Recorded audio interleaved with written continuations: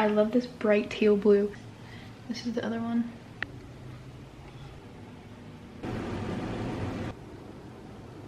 Today is a little bit like a part 2 to my last video where I was working on a lot of living room DIYs and home DIYs. Today I'm going to be kind of adding on to that with other ideas that I've had for a while but just haven't added them to my home yet. It's all just in an effort to make my home more colorful, give it more texture, give it more life, and just make it cozier. I just want my home to feel cozy and warm and inviting, a fun space that just feels like me, that I can share with the people that come over. I've also recently been experimenting a little bit with the ways I start my mornings. I always start it with a coffee, but I've just been trying out new little drinks and ways to prepare it to make it more fun and to add an extra step into my morning routine. So I'll show you a little bit of that later, and then also a breakfast that I've really been enjoying as well. All just in an effort to enjoy life a little more and just make everything a little bit more special by taking a lot of time out of your day to do like a fun little craft, or by taking time out of your day to make your drink, your morning coffee, a little extra yummy. I don't know. Thank you for being here and I hope you enjoy.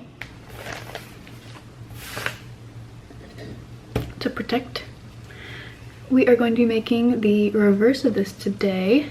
It's just going to be mirrored like this, but with the same details, just on the other side. So I can put them on my windows like this, and they'll be mirroring each other. This is the clay I use. It's super sturdy and really easy to work with. It's paper clay. You can get this just at most craft stores, but I mean any clay will work. I just prefer air dry. I have some leftover clay from my last bag that I'm gonna also use, but I'm also gonna open this up. I keep it in a Ziploc just for easier storage. The Ziploc is super old if you couldn't tell.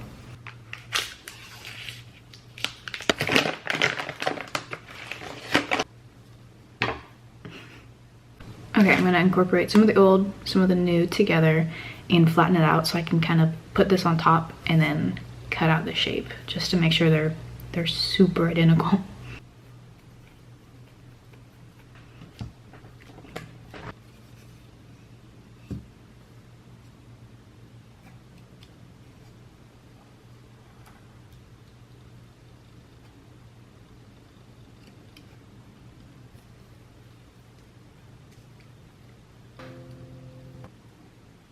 A little splash of water so I can just dab my finger and then help round out the edges. I use a crochet hook for the details, and I want to mirror them as well as I can to the existing one, but they're light details. Like, they aren't super detailed, but just enough that makes and can highlight them. And of course, use the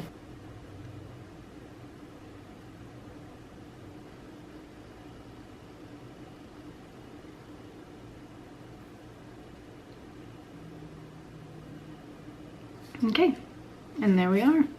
Pretty well mirrored. And I kept lining it up like this every so often so I could make sure that it was still mirroring, but all we have to do is wait. Maybe this might take like a day and a half to 2 days to fully dry, which I don't even mind. I know some people would probably want to go for like oven baked clay instead, but I don't know, I really like this clay and I've been using it for a while, and so I just prefer it, and I don't really mind the wait time. But once that's dry, we can paint them. All right, it's fully dry now. It's set for a few days just to make sure it's fully dry. This is its counterpart, but this is the one we were working on. The next step is to sand down the rough edges. You can see there's some like roughness here and there. But right now I'm trying to plan on the way I'm going to paint it. And I do actually have this magnet. I painted this magnet a while ago. I just really love the variations in the blue and green. Obviously there's more depth in person, but you can see a lot of the color variation like in this area. I like how the style is almost like gouache. I just love the imperfectness to it, but then also with the added resin on top, it looks more ceramic. That's kind of my technique, is to paint on top of the clay and then add resin on top, and it looks like a ceramic piece. But again, before that, we have to sand it. Usually the way I sand it is I literally just lay down a piece of paper and then sand on top of that and then funnel that into the trash can whenever I'm finished. I am going to move my cup out of the way so I don't get any shavings in that. I kind of just want to round out the edges a little bit and get rid of some of these rougher spots. But all in all, I like the very handmade look. Especially at these ends, since they're so thin, I didn't really refine them very much when it was wet so that I wouldn't mess them up. But now, since it's dry, I can really round them out and refine it.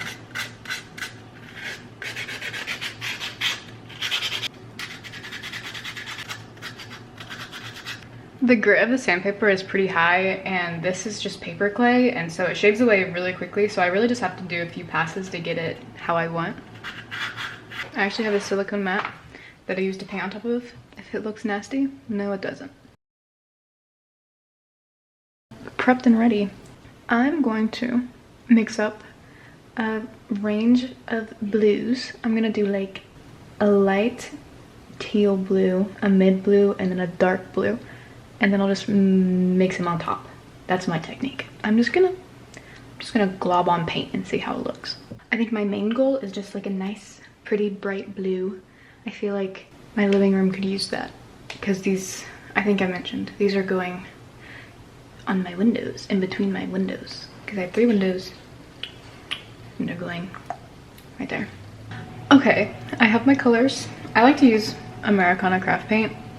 They got pretty colors and it's really pigmented, and I just don't use anything else. Apple Barrel, watered down, don't care for it, so we go for this. I don't know if people like listening to people talk while they're painting more or listen to music, but I'm just gonna dive right in. I think what I'm gonna do is start with like a dark color. I'm also gonna make sure there's plenty of water that I can use because I want it to be watercolory.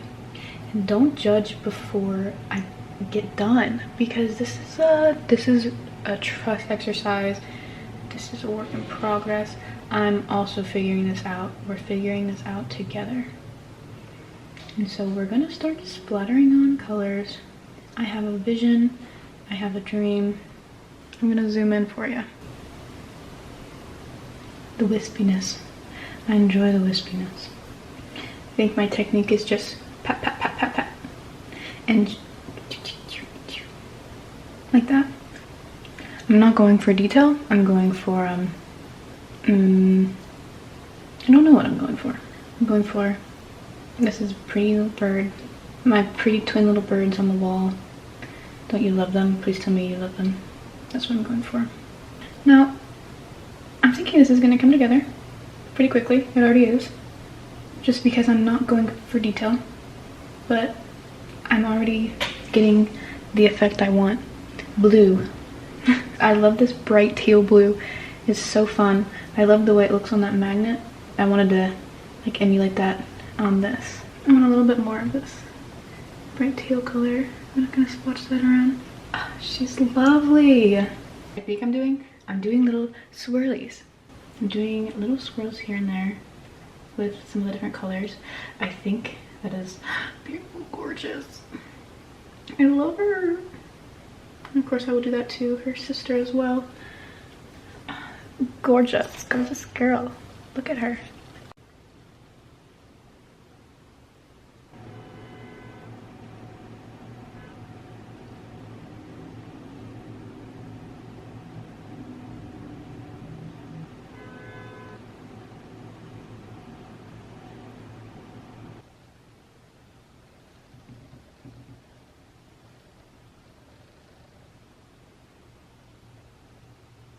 I scooted you around so I could try to get as true to color as it is. I really like the way it turned out. I just love the blues. This is the other one. So cute. The next step is to create something on the back to hang it with. My methods are imperfect, but they work, so bear with me. Since we're going to hang this, we need to find the area that it's balanced in, because if I were to hang it from this, it would be tipping upwards. If I were to hang it right here, it'd be tipping too far downwards. So you kind of have to, a little bit of trial and error. And I want it to kind of hang right here-ish. And so I'm gonna hold the place on the back. Right here is where I want the middle of this to hit so that I can hang from that point. I'm gonna make a little mark so I just remember. I'm gonna test it one more time. I want it to be more so like here. I want it to tip downwards just a tad, I think. I like the way that that's gonna hang. Okay, actually I'm gonna use wire for this. I thought the string would be fine, but then pieces of it would be visible, and the wire is just easier to control and guess how it's going to lay whenever it's finished. I'm just gonna take a piece of wire, I'm gonna break this one in half, and then I like to create just a little divot where the nail will hang, and then shortly down from there, I'm gonna kind of measure. Yeah, not too far down from there. I'm going to just start wrapping the wire in just a little circle to give it something to grip onto, the glue. And then do the same on the other side. It like that. And this is what it looks like before I trim it. I'm gonna trim off the excess real quick. There it is. Little teeny tiny hanger. And I'm gonna make a second one of these. I'm gonna take E6000 to secure it. Basically just gonna do 2 little dots on the bottom. Put this thing on and make sure just the little loops are touching it. You're touching the glue. And then I'm gonna put 2 more dots on top of that to kind of sandwich it all in there. Don't gotta be pretty, just gotta work, basically. Both of those are on there. They just need to dry, and then we'll move on to the next step. All right, this next step is like magic. It will make the colors pop, it'll make it shiny, it'll make it look ceramic. Like I put this in a kiln, but all we're doing is putting UV resin on and putting it in my resin curer. So the usual plan is I take this thing, it's just like a silicone, it's just a silicone little donut thing. You actually use it for like strengthening exercises. Or I just like to place it beneath what I'm going to be resining to keep a distance so no resin gets on here or gets stuck in the UV box. This is the UV resin I use. Just literally any resin will work, or like a highly rated one. Okay, since I opened a new one, I had to put the old nozzle top on this one. I reuse the nozzle tops because they just all come sealed. Essentially, what I do is first I take a paintbrush, and thankfully, if you use acetone, it gets the UV resin off of this. So I kind of just reuse the same one over and over again, so there's less waste from that. But I also don't want to get it all over my hands. I know some people will use gloves and use respirators. I'm not doing that. I'll put a puddle right on top and stretch out to any extra little areas that it reaches to. I'll take my paintbrush and start spreading it out a bit further. I try not to get it all the way across the edge if I'm laying it on thick, because I don't want it to start dripping off. And it probably would be a good idea to still have my silicone mat down, but I've already started, so it's okay. The cool thing about resin as well is it kind of, if you let it set for a little while, it'll smooth itself out. Okay, here they are, glazed like little donuts. They have some air bubbles in them and a slight unevenness. And the way to remedy this is a Bucky's lighter specifically.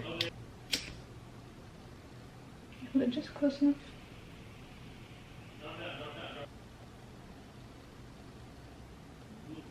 She's literally stunning.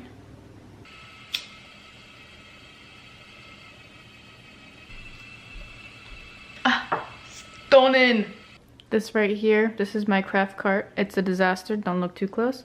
This is my UV box. You open it up, those are the UV lights, and it all bounces off these white walls. This is a turntable, and there's a button I press that starts turning it, but I just wanted to show you. I have decorated. I have decked her out.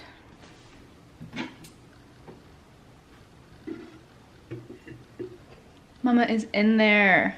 See you soon. Here's the button. She's glowing. Okay, apologies if you can hear that like whirring in the background. The girls are cooking. We are going to be getting the nails ready to put them up in their new home. I'm so excited.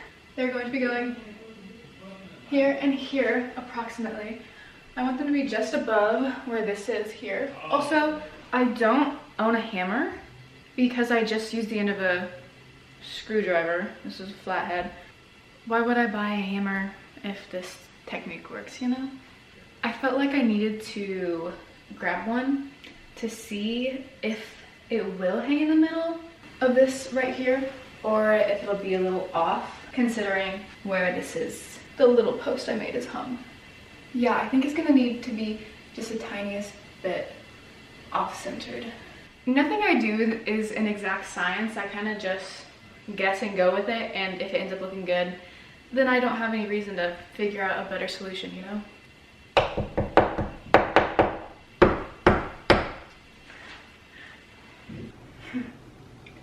We don't measure.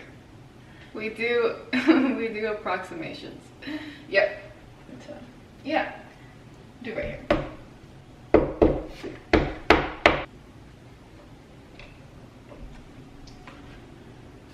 Love it.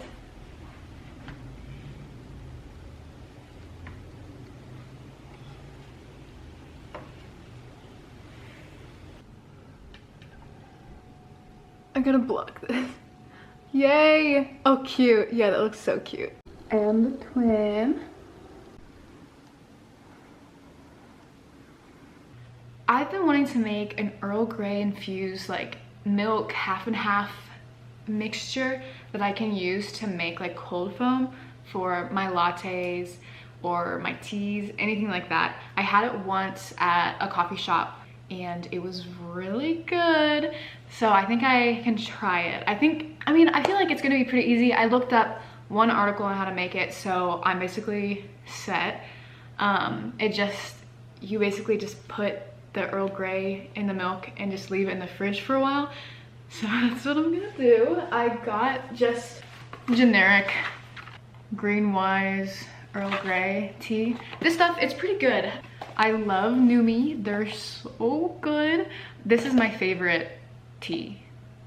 Like the aged Earl Grey, like it's just so good. I love making it with honey and half and half, and it's just amazing. And having it hot, I love. But I'm gonna use this because it's cheaper, and that's my only reasoning. I would use this. Eventually I'm gonna get loose leaf tea, but this one for now. I'm also just making myself some tea right now. So this will be steeping while I make my concoction. So I already put milk in here because I just had some to empty out of that carton. Basically, I think I'm gonna use like 6 of these little packets. This is actually an old applesauce container. So reuse what you can. And I'm gonna put some half and half as well. I believe this will be enough. Even if it's not super strong, I know it'll still taste good. And if I want it to be stronger next time, I'll just make it stronger next time. I mean, simple as. Okay, and they're going in their little bath. Earl Grey, you need to steep for a set amount of time, like only 3 to 5 minutes generally, but that's because it's in a hot drink. Whenever it's in something cold, it's not gonna be over steeped and it's not going to get burnt either. This is gonna be like, I think I'm gonna have this sit overnight at least. We're gonna close it up and I'm gonna try this in the morning. I'm so excited.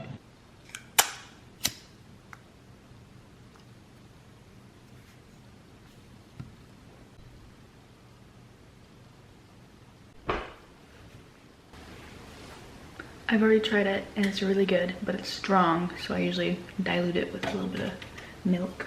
These syrups are the best. I just put a little bit. I like it lightly sweetened.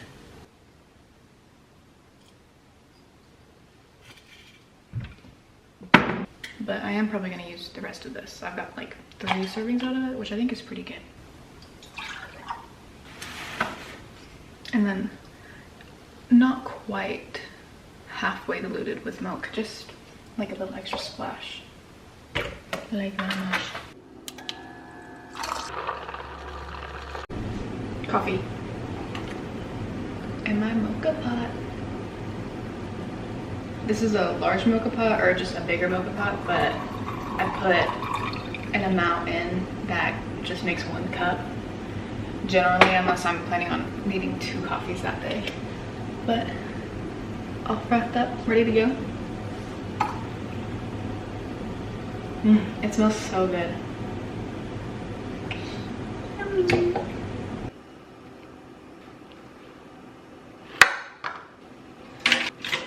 I've been making almost every day now an everything bagel with herb cream cheese, and it's so good.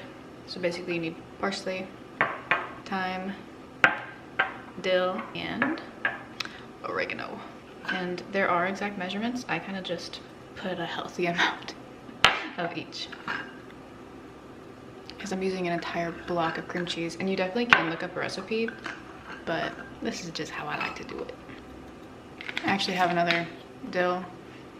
That's why I haven't opened this one yet, but you can get these from Costco. They come pre-filled. It's literally amazing. And you can get like 5 years of free refills, which that sold it for me.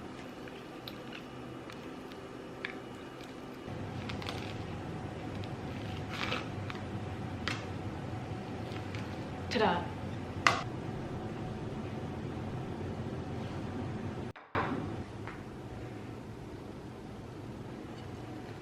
Just got home from the hairdresser's 5 minutes ago, and I thought I would use this probably to make over spruced up, working on it, in working on it. I don't know why. I also put up this heavy duty, put the hand that. So it is one of my very close friends' birthdays, and I've been kind of trying to slowly collect things to give her, but it was just Christmas and I gave her a bunch of cool presents that I was really happy about, but then her birthday is in February, and so it was kind of like I collected all these really cool things to give her, and now I have to do it again. Not complaining, I'm very grateful that I get to give her presents, but it's been a bit of crunch time trying to find her cool things that she'll really like, that are still meaningful, that aren't just giving her junk. I like to give my friends really useful items or really thoughtful items, or both if I can manage that. And also all my really close friends love plants, so it's a very easy gift to give.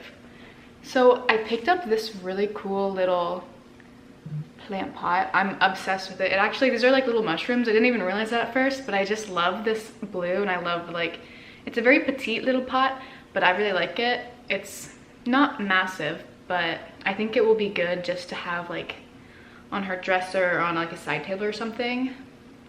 But again, the color is just stunning, and when I think of her, I think of like deep jewel tones. I know jewel tones has been going around recently, but it's the perfect way to describe like just that like very deep but still saturated colors, and that just like I think fits her and suits her and her style. I went to one of my local little plant shops. I actually filmed that in the last video that I was doing some other living room DIYs in, and so you can look back and check that out. It's really cute. I love the space. But I went back and I found this jade succulent. She doesn't have as many succulents, and so I feel like this will be a cool little addition to her collection, and I think it'll be perfect for this. I actually am going to take out, maybe there's like 1, 2, 3, 4, 5, 6, 7, 8. There's 8 sprigs in here, and so I'm actually going to take out maybe 2 to 3, put them in a separate pot, and then fill this pot with the majority of them. I just want them to have room to grow and not be too crowded, so that's the plan. And I'm going to be putting the extras in this pot. I know this pot is a lot bigger, but this one is just more special, and so I want to give this one to her. And then this one I will just, I don't know what I'll do with it yet. Maybe I'll gift it to somebody else. Maybe I'll keep it for myself. Maybe we'll have little plant siblings, and that'll be sweet. I'm really excited to gift her everything I got her. I'll have to insert some clips here to show you the other things I got her. I got her a set of 4 wooden plates. She likes to eat off of wooden dishes, and they were actually hand carved in the 70s. And so I feel like that's such a cool story that she will really enjoy. And then I got this really pretty little ashtray. She doesn't smoke, but she does have lots of little trinkets and a lot of jewelry, and so I feel like it'll just be a nice little accessory to put wherever. Again, like the color is really like deep and beautiful. That's also like an antique piece. And this also happens to be, it says vintage cobalt mushroom planter. So I don't know. I went ahead and watered it this morning because when I bought it yesterday, the lady was like, oh, this plant needs to be watered. And I was kind of like scared and I didn't know when I'd have a chance to repot it. Of course, I'm repotting it now, but I just didn't know. So I'm gonna try and like loosen it up. I try to reuse as much of the soil from the original pot as I can, just because I know the places where I get the plants from are always like a small business and they take really good care of their plants and use really good soil. And so I try and use as much of their like home soil as possible and just fill in some spaces with my soil that I have.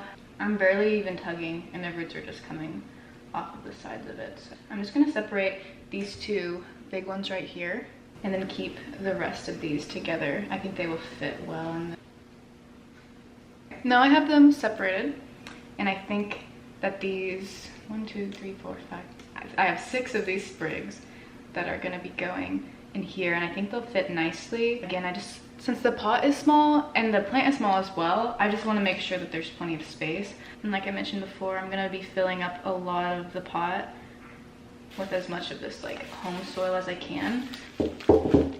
I'm filling it around the roots with the old soil, and then I'll fill in the spaces with the soil that I have on hand. And this is why we lay down paper. Makes a little mess. Oh, so cute. The green with the blue. I'm jealous. This is so cute. This is gonna look so good in her room. Okay. Soil in. It would be nice if these were able to have some good growth. Do you like my potting spoon? Yeah, hopefully they will grow and spread. We will see.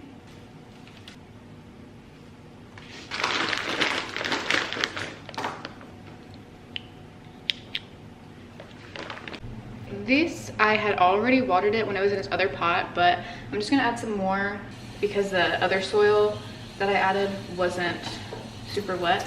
Then I'm gonna let this sit for a while, and then since it doesn't have a draining hole, I let the water sit and soak into the soil, and then I try and pour out any extra water. This one I need to add a good bit of water to because the soil was just like slightly damp. This also gives them a little back because I get a little soil on them whenever I'm repotting. I'm keeping this one just here for now to keep it away from my daughter, Mookie, because she's a plant-eating cat. I'm really trying to decide if this plant is outgrowing the spot. When I first got it, these were the tallest leaves, but now these leaves are coming out. This one is like, it's like a millimeter from touching the top of this wood. And it keeps growing new leaves. Like there's one coming in down here and here and here. And I want it to have room to grow. So I'm thinking about putting it up. You can't see it, you can kind of see it right now. Putting it up with this plant I have up here, and then putting the jade plant here. I'm just gonna try it to see how it looks. I really love this plant here. I got both of these plants together, and so it feels like I'm breaking up like a family, but I think that this one might start flourishing more up here and just give it more room to grow.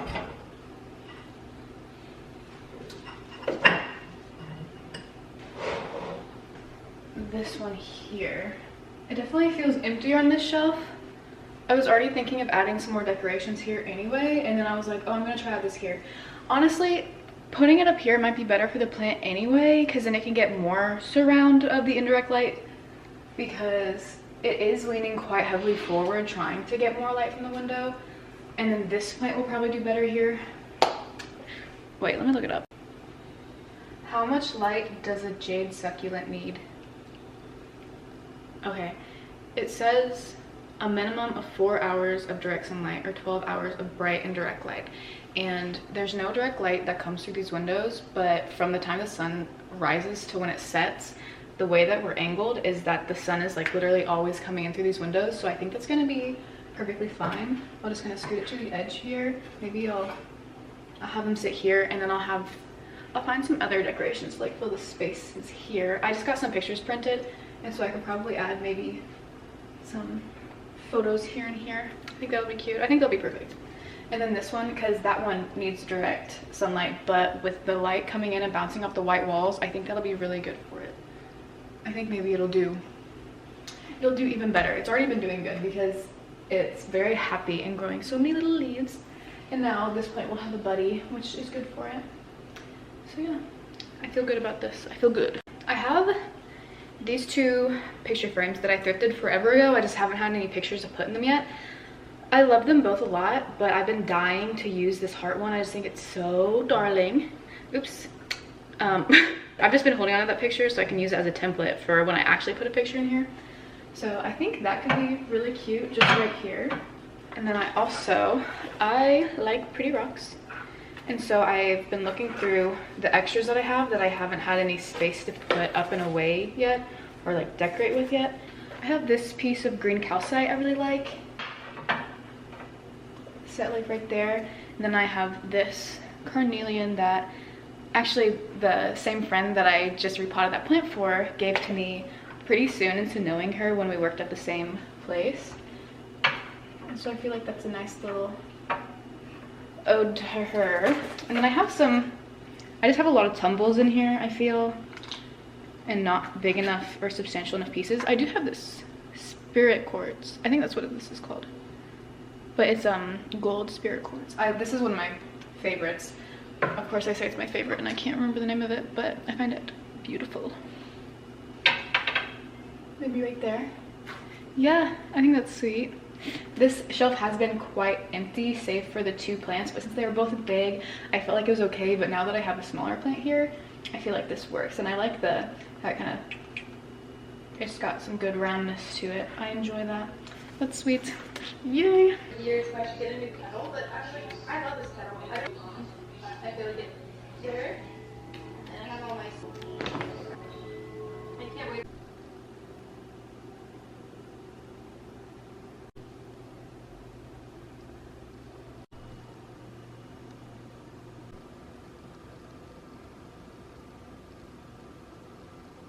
I'm gonna be wrapping up the video right here. This is a little bit of a long one.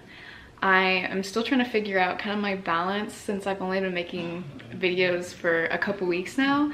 I personally love long form content and I love to watch videos that are pretty long. Again, I'm just trying to find my own balance in this and finding my own style in my videos. But I've been really enjoying it and I hope you've been enjoying them as well. I'm hoping to continue to grow in my skills as I progress with both editing and filming. I'm still getting the hang of it.